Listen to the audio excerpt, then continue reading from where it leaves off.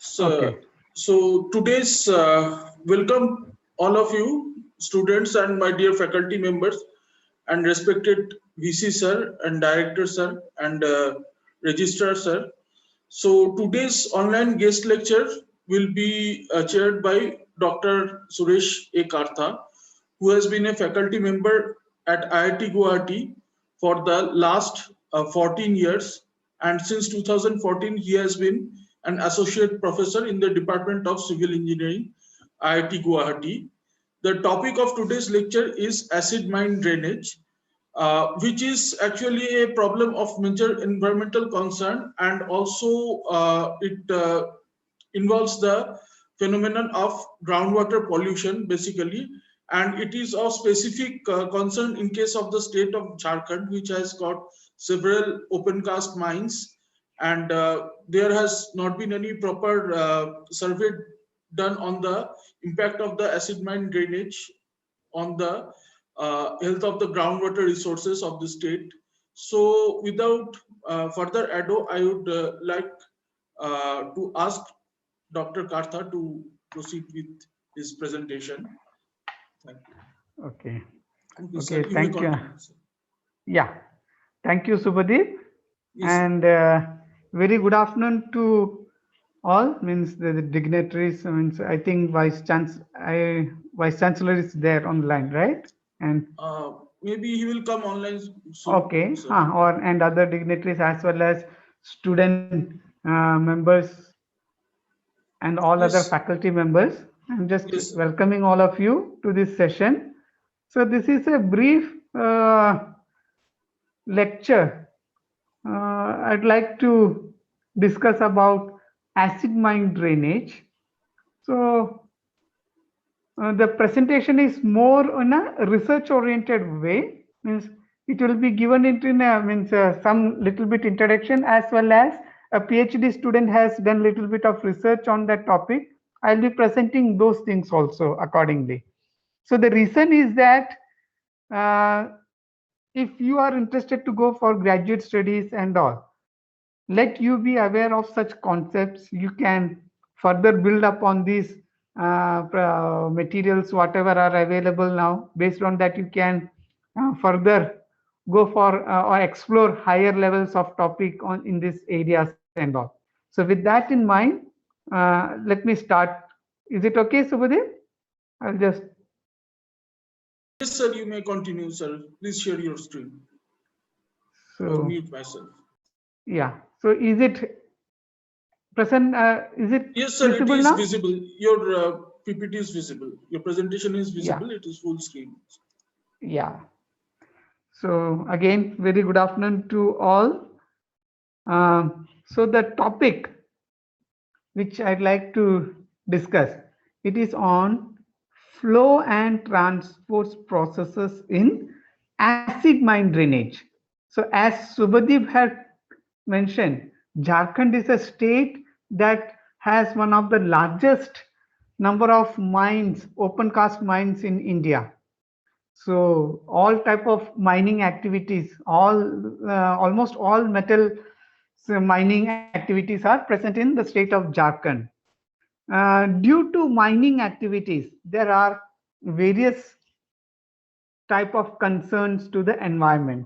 One such case is the acid mine drainage. Right. So we'll just make a brief visit.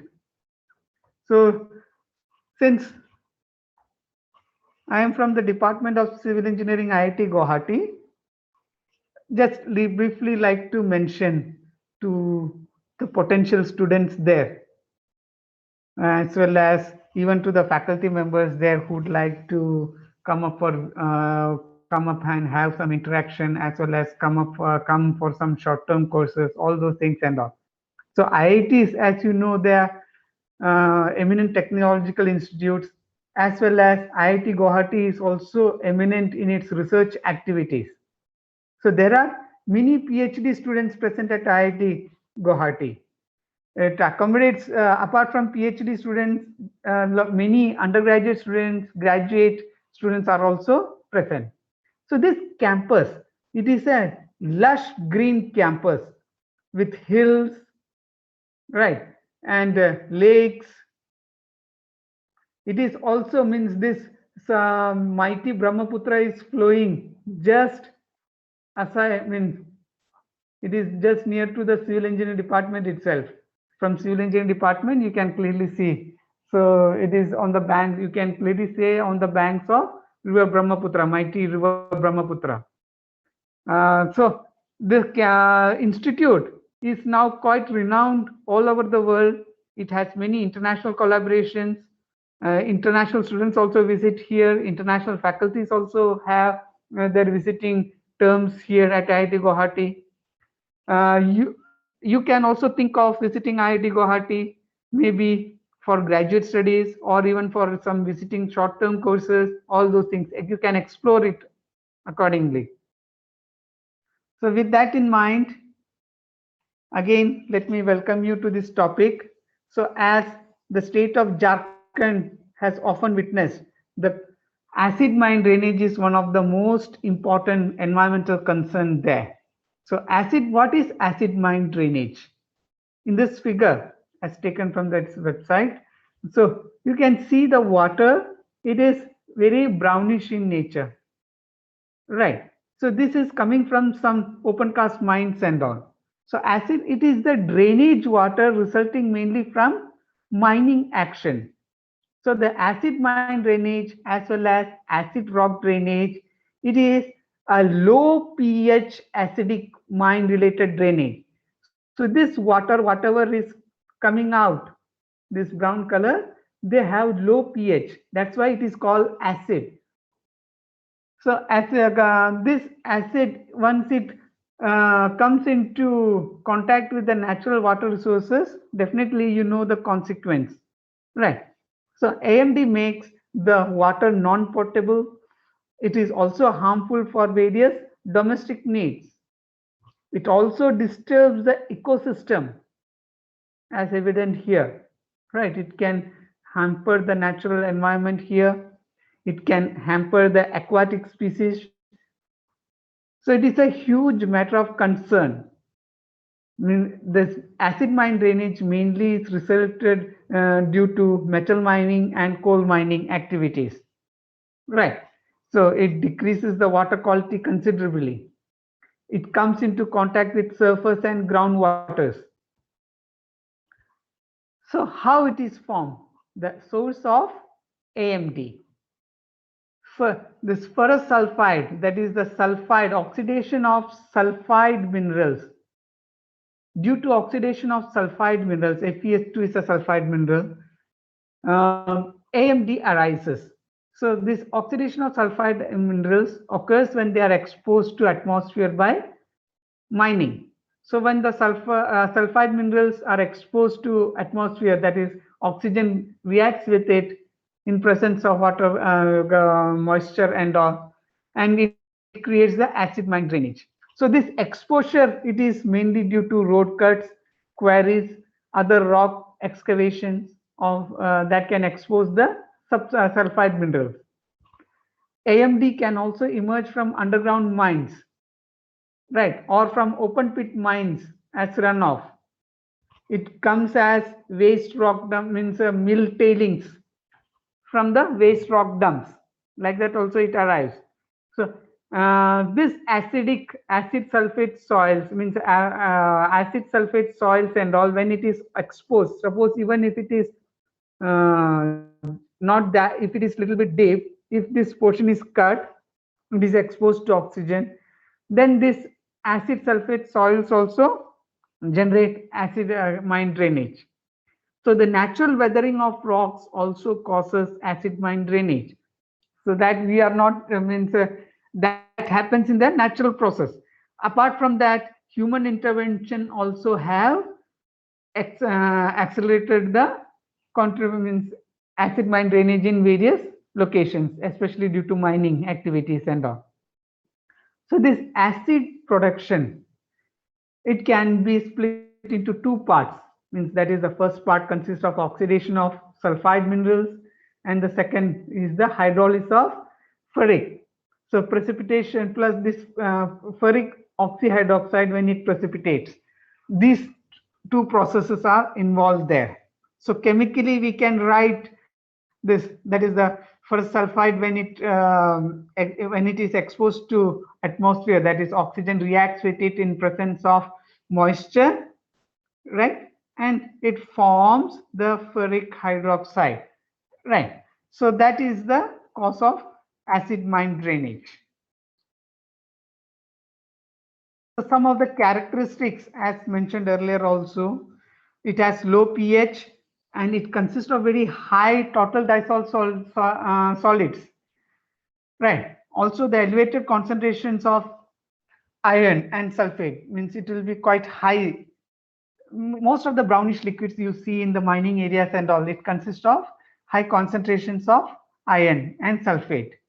So this highly mineralized mine water, for example, as shown in these figures and all, they generally contain sodium and potassium salts in high concentrations as well. So that means again it is a concern for environment. So mine waters are commonly very high in iron and sulfates, right? This discharges, this acidic discharges, it consists of iron, manganese, aluminum, copper, zinc, cadmium, because all this water means when it interacts with the rocks and all, these metals can also come out, right? So this AMD, it can overflow as wastewater, it can run off into the water bodies, it can also go into the subsurface region in the groundwaters, it can emancipate from the springs due to that also. So these, all those things, it is a big vicious circle that as AMD can cause environmental concern.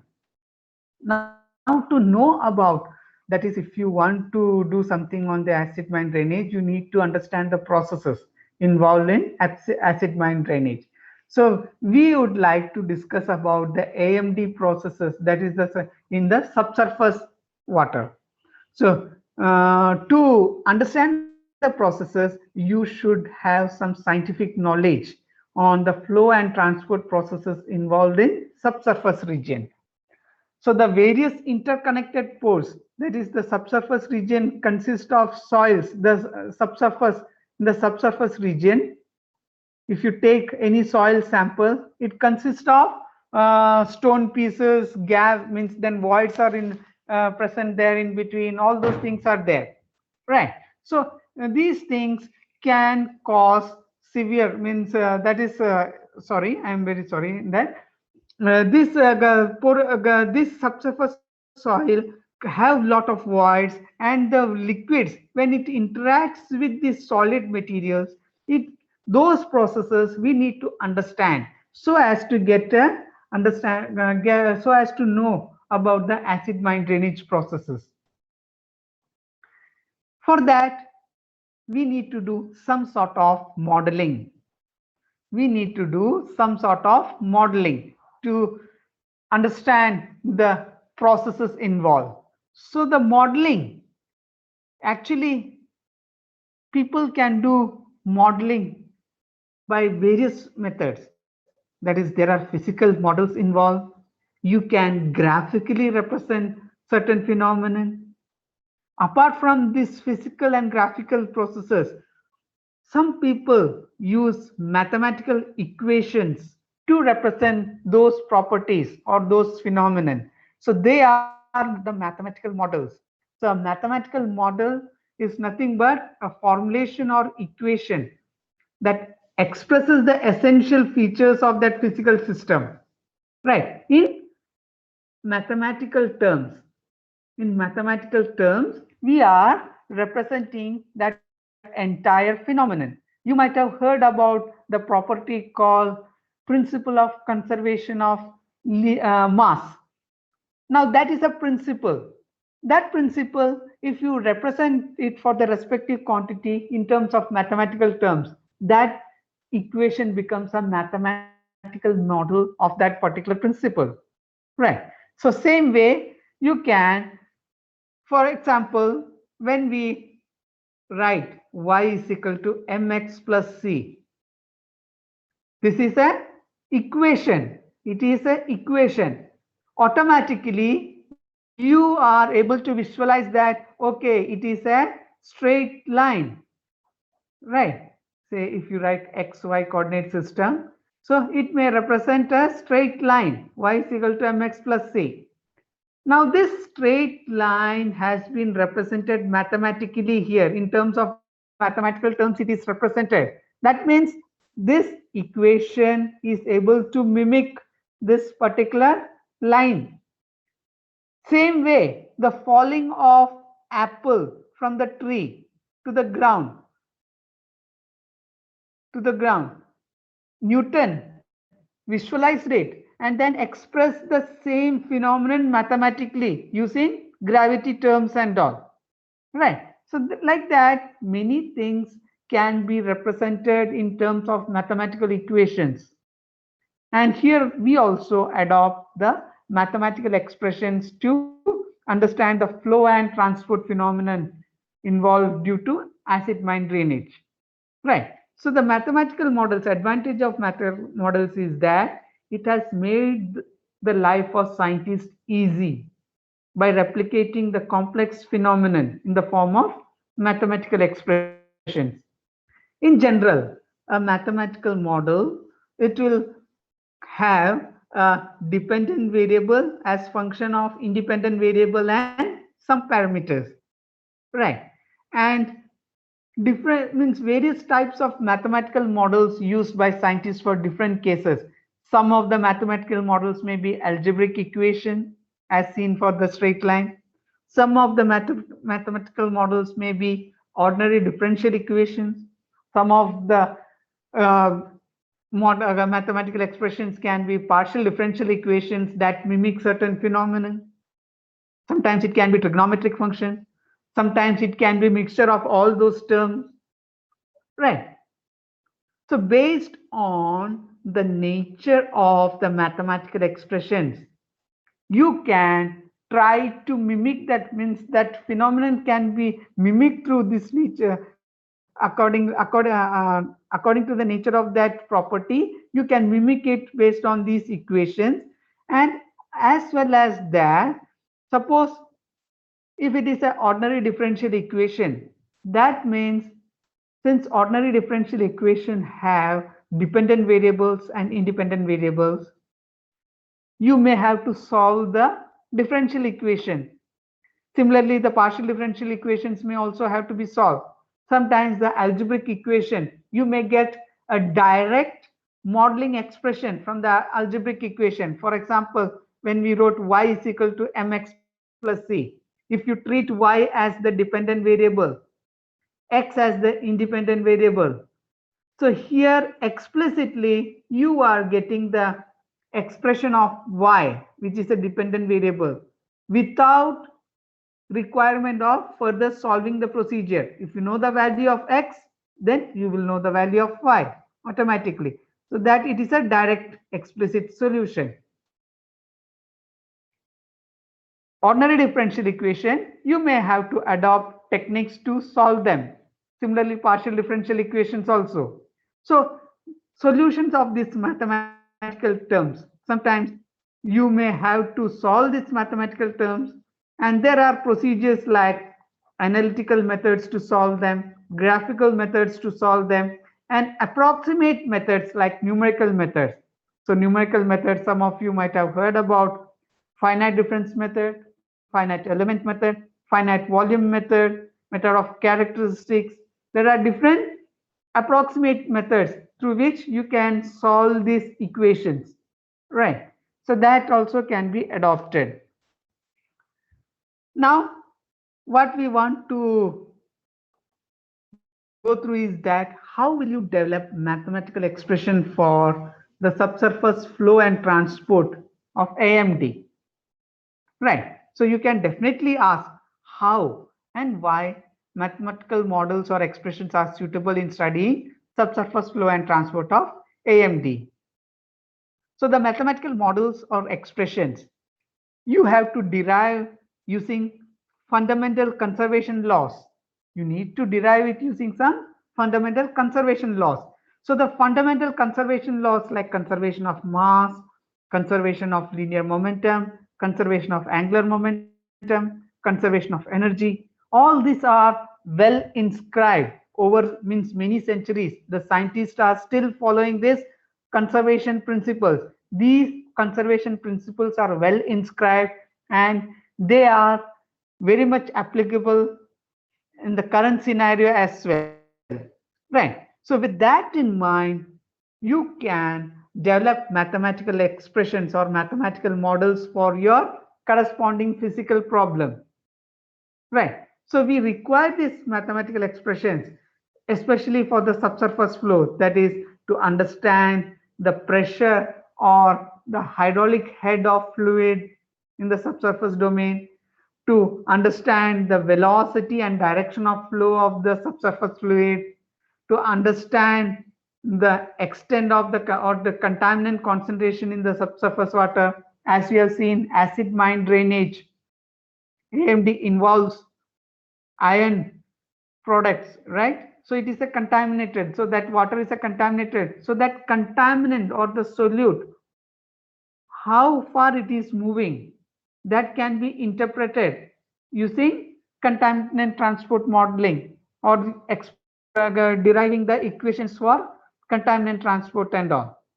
So to do that, we assume the groundwater bearing or the subsurface strata as a porous media, which is continuous in nature.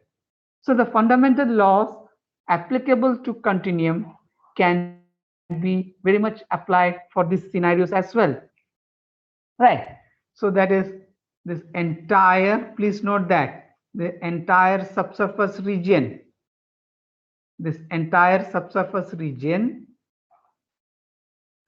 now due to some open cast mining, this water, it can further percolate into the subsurface domain, right? This acidic water can percolate. Now due to that situation, please note that this entire subsurface, it consists of complicated soils. Different minerals are there, different materials are there, right? Now to take each material into account, that is, you are taking one stone piece or taking each and every account, if you try to analyze at a very microscopic or even nano scale level, if you try to interpret the movement of the quantities, all those things, it will become very tedious. It will become quite tedious. Of course, now there are technologies that can use this some nano channels, whatever are present here, that can be mimicked. It is possible. It is not. We are not saying that it is totally impossible, but it is quite tedious, right?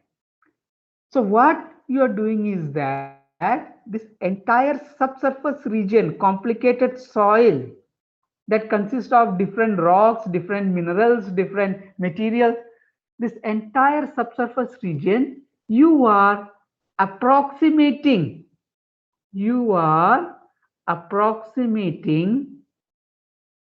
the subsurface domain as a simple, for us scientists, as a simple porous media.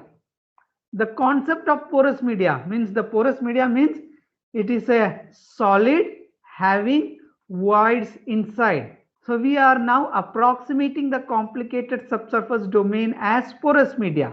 So once you approximate the subsurface region as porous media, scientific principles, that is conservation of mass, linear momentum, energy, that are very much applicable for any continuum. That is, even for porous media, it is applicable. That can be applied now to these regions, right? So to take that into account, or to derive those mathematical expressions and all, right, you need to relate Lagrangian frame of reference with Eulerian frame of reference. Lagrangian frame of reference, what does it mean? That is, there are two approaches especially when you deal with fluid mechanics and all, flow of fluid materials and all. So Lagrange, if you try to trace, means if a fluid, if you take into account, the fluid may consist of lot of fluid particles. Enormous fluid particles may be there. Now, if you try to track the motion of a particle, or if you say, for example, when you studied engineering mechanics, you might have studied about an object. So if this is an object, it is having a certain shape, you are able to do the dynamics of this particular object, that is the motion of this object from one location to another, all those things, how the acceleration, velocity of these objects, all those things, you are able to visualize it. This entire single object, it is having some common property, and this entire mass, whatever it is moving, you were able to track it. So this object, even if it moves from here to here, you are able to apply conservation of linear momentum directly on this object, because it is the same object that started from this location to another location. But in fluids, you will not be able to do such sort of analysis. That is, you will not be able to take one particular fluid particle and try to analyze its motion. It is quite tedious, but still certain scientists have attempted that. That is the way, if you try to trace the motion of a single fluid particle, that is the Lagrangian frame of reference. And in the Lagrangian frame of reference, all the conservation principles can be applied directly. But in fluid mechanics, what you are doing to do is that you take a certain location, that is, you may take a certain controlled volume into picture. Then in that controlled volume, whatever changes occur, means how much amount of fluid enters, how much goes out, based on that, people try to analyze quantities. So that is the Eulerian frame of reference. That is the Eulerian frame of reference. So if you try to use a control volume to develop the mathematical expression, then you need to relate the conservation equations that are applicable in Lagrangian form. You have to relate it. So there is a transport theorem that relates the Lagrangian form with the Eulerian form, and that is called the Reynolds transport theorem. So the porous medium, when you treat the entire subsurface region as a porous medium, the fundamental laws applicable to continuum can be applied now here. So in this case of acid mine drainage, these pores, it may be fully filled with fluids, means water, acid mine drainage, or it may be only partially filled with acid mine drainage, right? So the mathematical expressions for both, it will differ a little bit. In unsaturated condition, how the flow occurs, so that equations are a little bit complicated. So through Reynolds transport theorem, you can develop these fundamental equations, the equation of motion for fluid through the porous medium, you can develop it. That is, you are stating that the Reynolds transport theorem, what it does is that the material derivative of any property, that is that for any, you can see a rectangular box here, right? This rectangular box. So this rectangular box, let us consider to be a controlled volume. Now, at an initial snapshot,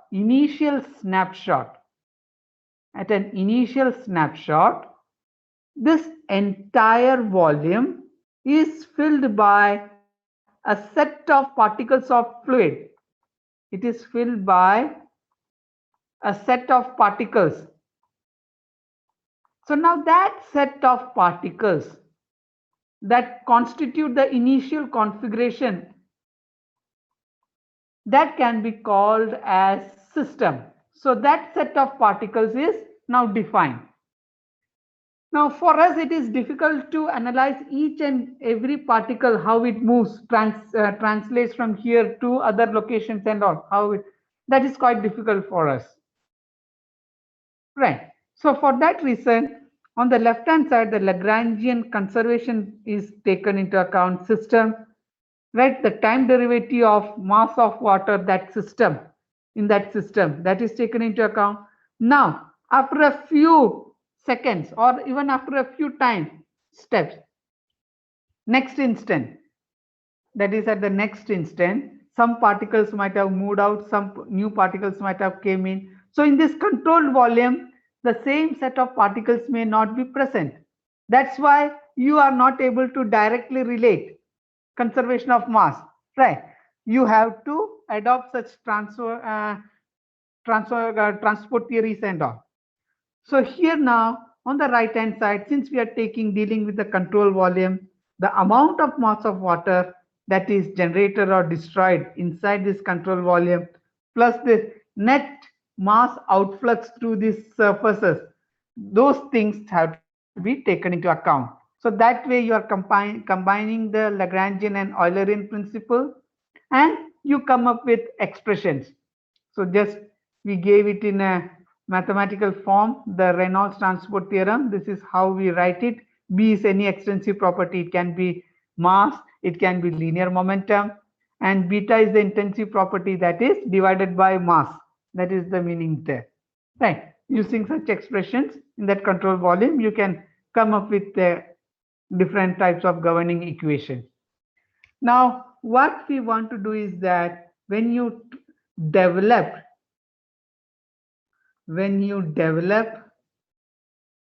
mathematical equations for pollutants or solute, different principles like advection, those processes we need to take into account in the mathematical expression. Advection, dispersion,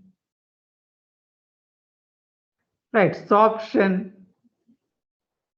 degradation, all these things we need to take into account. Now when we are trying to do that, one of my PhD student has came up with an interesting suggestion. What he did was that this entire porous media, the liquid domain in the porous media, he considered it to have two regions, that is an immobile region and a mobile region. That is the porous media, whatever you have drawn here, some of them may be little bit stagnant. It is called immobile region, right? It may not contribute to the flow of water. It does not contribute to the flux and all. But still, since it is water is present there, it can store mass of water, and thereby also inside that water some contaminant can be present, right? So that's why it's interesting. So he came up with immobile, means he classified it as the porous liquid domain in the porous media as immobile and mobile. The mass transfer for fluid as well as the solute, both he have taken into account. He came up with a mathematical expression, right? Say then pose, he just explained it like this.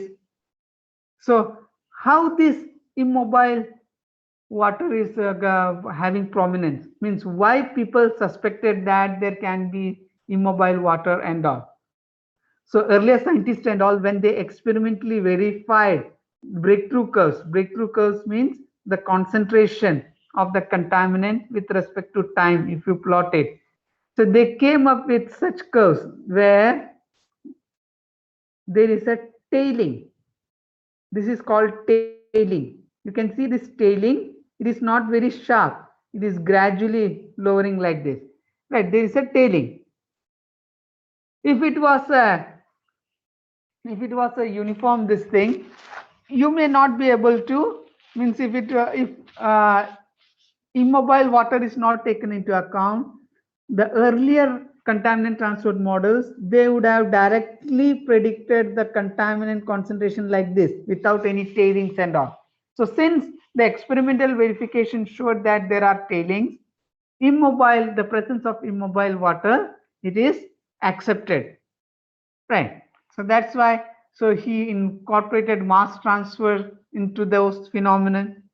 Now, it is understood that the reactive transport, since water in the immobile zone as well as in the mobile zone, they are in interaction with the solids, the rocks there, and if the rocks are exposed to the atmosphere, acid mine drainage can also occur. Now that acid mine drainage, that is the sulfur transfer from the solids to the liquids, all those mass transfer phenomenon, mathematically it is developed, that mathematical expressions, he then subsequently incorporated it in a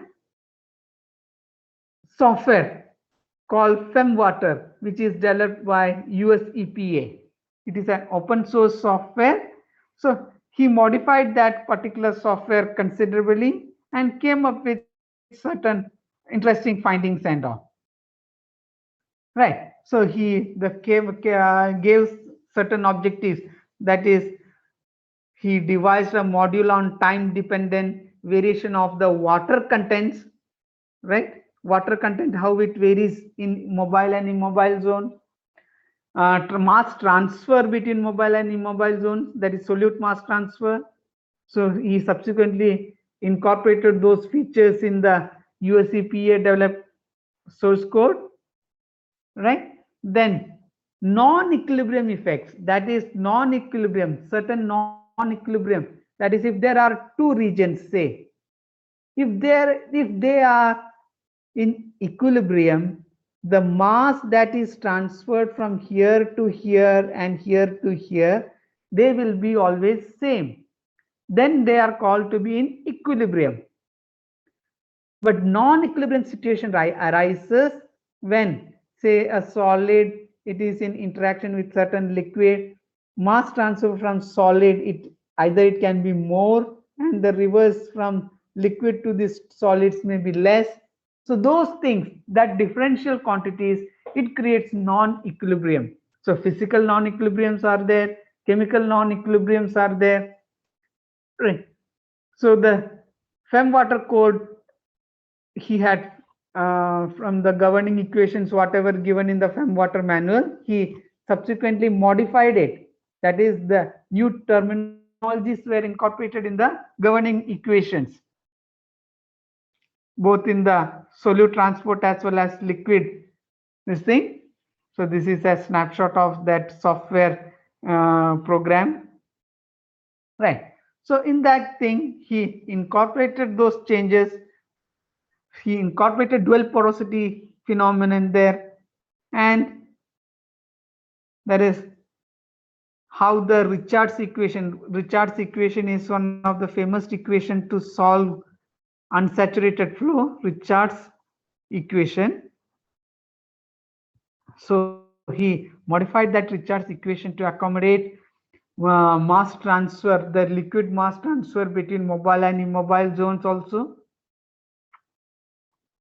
So this is an important finding from his work actually. So then subsequently he adopted finite element Galerkin technique, that is the weighted residual minimization technique and all. He incorporated it. That is, the entire partial differential equation is then weakened up through this approximated form and then try to be solved. So I'd just like to skip these questions. So he came up with the interesting this thing. He compared both of those things. He used certain parameters now in the model. For a one-dimensional case, he validated it. So his validation was found to be, it was matching with the previous literature suggested experimental values and all. So that way his model was also acceptable. Solute mass transport that occurs, that is the contaminant mass also along with the water mass, if the contaminant mass also is getting influenced by the immobile region and all, that is also being now taken into account, and he has accommodated those features in the governing equations. Subsequently, numerical methods, whatever has been mentioned earlier. So finite element technique, it is a numerical method. It is an approximate way of solving the partial differential equation. So it generates a system of algebraic equation. Due to this approximation, a system of algebraic equations are developed that can be solved using solvers. So that is how this numerical model worked. So subsequently, the non-equilibrium transport portion also, he validated it for different experimental scenarios. Again, he incorporated another new feature in the model, ion exchange. So between the ions, means he incorporated from the fundamental chemical equation, general exchange equation, he created this, that equilibrium coefficient for ion exchange. He evaluated it, then came up with an expression how to accommodate these ion exchange changes also into the governing equations of solute transport. Right, this is the solute transport equation. There he incorporated this ion exchange phenomenon in the equation. So that way the fundamental, the governing equations are also modified according to the need of the study. So that was also validated and applied. Multi-species transport was also incorporated. So it was applied in a two-dimensional scenario. So some simulations he have made, he has generated certain simulations, compared it. For example, for different days it has been compared, and for different cases also, that is a mine waste, he simulated a mine waste site. From a mine waste site, the contaminant plume, how it is moving, he simulated it. He adopted the physical non-equilibrium as well as the chemical non-equilibrium quantities into his model. So this is how that situation is there. That is, you can it is having a river boundary, unsaturated region, right? So from the water table, there is a water table subsurface region that is having interaction with the groundwater region here, right? So in this unsaturated region, some contamination has occurred. These things he simulated it. So this two-dimensional quantity, so this one is the water table, this thing that varying, how the water table is varying over the period, the boundary conditions and the initial conditions are given accordingly, right? He has mentioned that the sloping region is a variable flow boundary, the horizontal region, that is, this is the variable flow region, horizontal region is Cauchy boundary condition, right? That is, it is having a fixed flux. Then the right side vertical and the river bottom, that is having the Dirichlet boundary, that is known head is given. So discretize the domain, that physical domain, into a computational domain like this. So the figure that is represented here is now computational domain. That is, the physical domain has now been converted to computational domain, and now the computer model works on this thing. So he gave certain, that is, the assumptions involved is single species, temperature 25 degrees, certain non-interaction, all those things and all. Then for different cases, that is, if it is if the model is single porosity flow and equilibrium transport, he named it as HOSFET. If it is single porosity flow and non-equilibrium transport, I just explained what is meant by non-equilibrium. He gave it HOSFNET. Then dual porosity flow and non-equilibrium. Then single porosity flow and for heterogeneous medium, again similarly he developed single porosity flow and equilibrium model, single porosity flow and non-equilibrium model, dual porosity flow and non-equilibrium model. Like that he had developed. He had one particular this thing, that is the single porosity for the homogeneous model and non-equilibrium model, equilibrium and non-equilibrium model. He has compared. On the left hand side it is the equilibrium model, here it is the non-equilibrium model. You can see in the non-equilibrium model the arrival of the plume is early, that is being witnessed. So similarly for the heterogeneous soils also he made the comparison domain, he made the comparison. So just with that I'd like to conclude. So what it is, this particular talk means, there is this research work. What it was done is that the FEMWater model from the USFPA, it has been subsequently modified to incorporate physical non-equilibrium process, both for the liquid as well as water, liquid as well as the solute, right? Then it was applied to simulate acid mine drainage. So this mathematical model, from how it is derived from the fundamental conservation principles that we just briefly glanced it, applied the Reynolds transport theorem to derive this flow and transport equations. Now these equations, since they are mathematical equations, they can be solved, the partial differential equations of the governing flow and transport processes. Sometimes they may have to be solved. There are analytical and graphical methods, numerical methods like finite difference, finite element, finite volume. They are also there, right? Numerical methods is quite prominent, and many of the computational softwares utilize numerical methods to solve these equations. So it is not mandatory that you need to always use numerical methods. There are also analytical processes to solve certain equations. So the ferrous ion transport, some of the findings there, is simulated with non-equilibrium condition as well as equilibrium condition. It is also compared for reactive and homogeneous and heterogeneous conditions. The spreading pattern is observed. The single porosity flow and dual porosity flow, they were also compared, right? So people can still work on this thing. They can make future further they can modify this particular model, computer model, come up with more rational approach, come up with more either with more terms or more appropriate terms, right? So these governing equations either can be further modified, come up with more realistic expression, that you can say.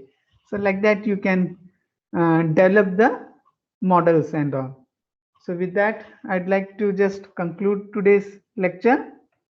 So some of the references used and all. With that, thank you very much. And the session means I'll be glad to answer what all queries you'd like to have on this thing.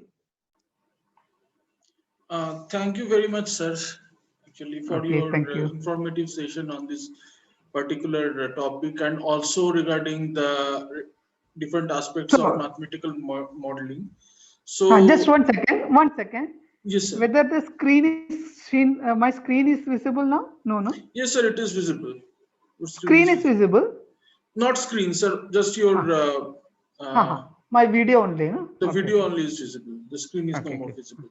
Yeah. So I will ask, in case anybody has asked any questions. Attendees are free to ask questions, actually. Yes, true. Okay, sir. And also, in case you have any, you want to know anything about leachate process in landfills, sir is also an expert on that topic. Actually, sir, I taught them today itself the topic. So, in case Okay. Okay, that's anyone good. has any question regarding that, also, sir might be free to answer those queries. True, true. True. So, and Leachate, they are there also are, same mathematical, that is flow and transport processes due to that leachate movement through the yes, subsurface. Same thing it governs. yes, sir. So that also one can think of. Similar mathematical Mhm. principles can be applied for that. Yes, yes.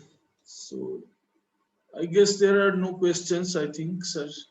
Okay. So, sir, Is there any question? another I can faculty see in question. member, Mr. Anand No, Sinha, no. is asking a question actually, sir.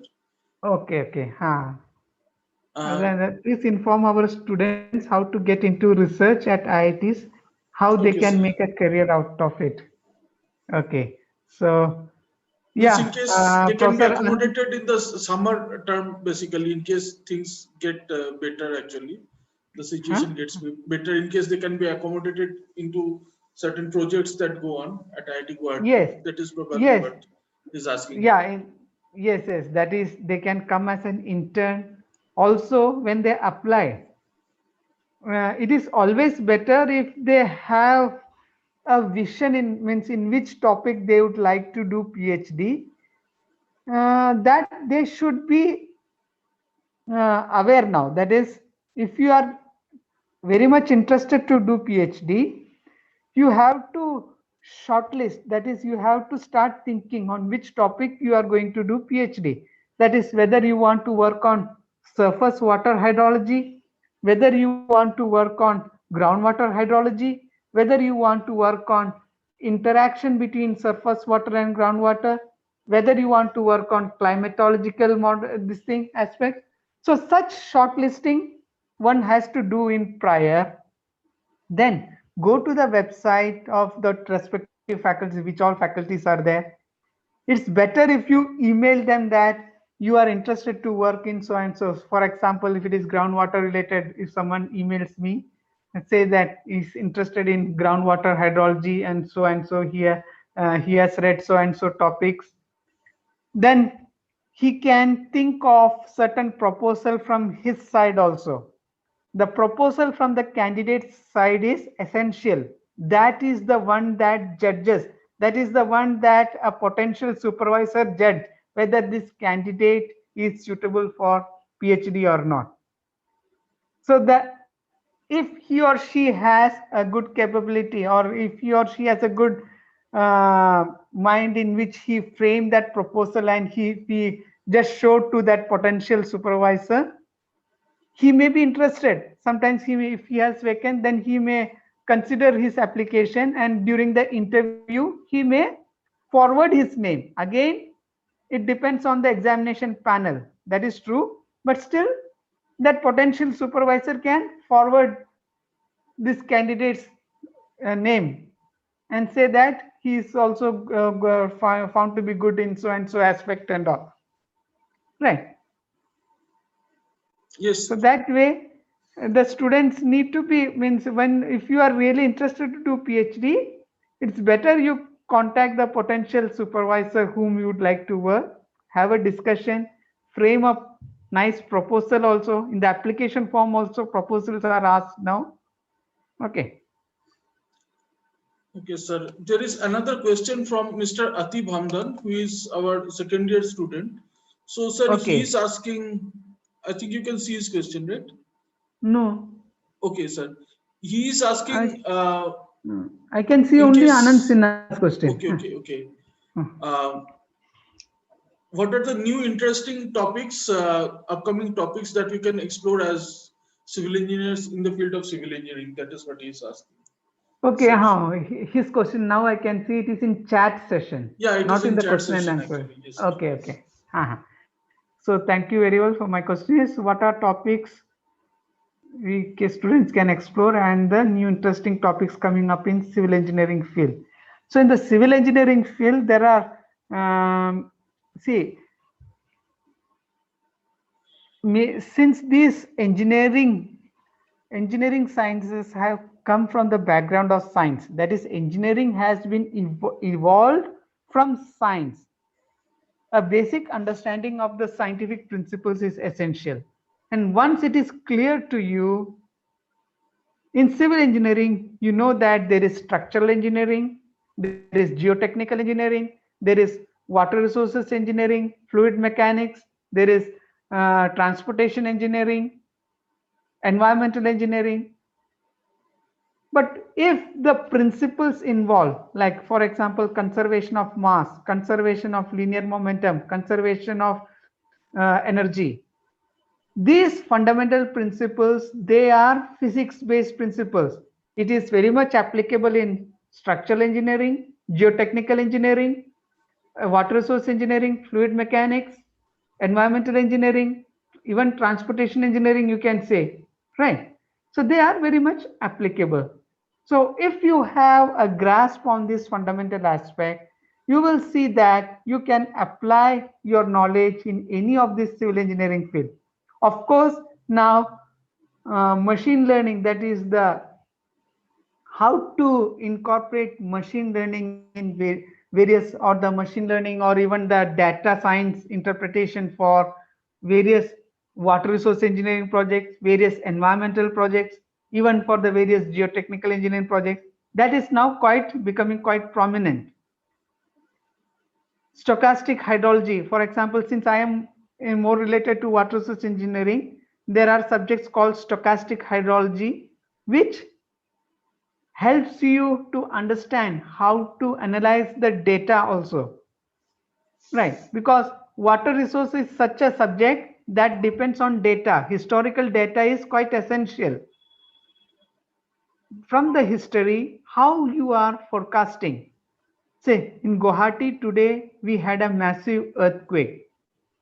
Now from history, it is understood from the various data and all, long time, a massive earthquake was almost on the verge. You can say that it occurred in 1950s, it occurred in 1890s, right? A massive, so similar type of earthquakes, how the machine, through machine learning also one can project, sometimes it is possible, right? So these things one can think of. Yeah. Is it okay, Subhati? Yes, yes, sir. Yes, sir.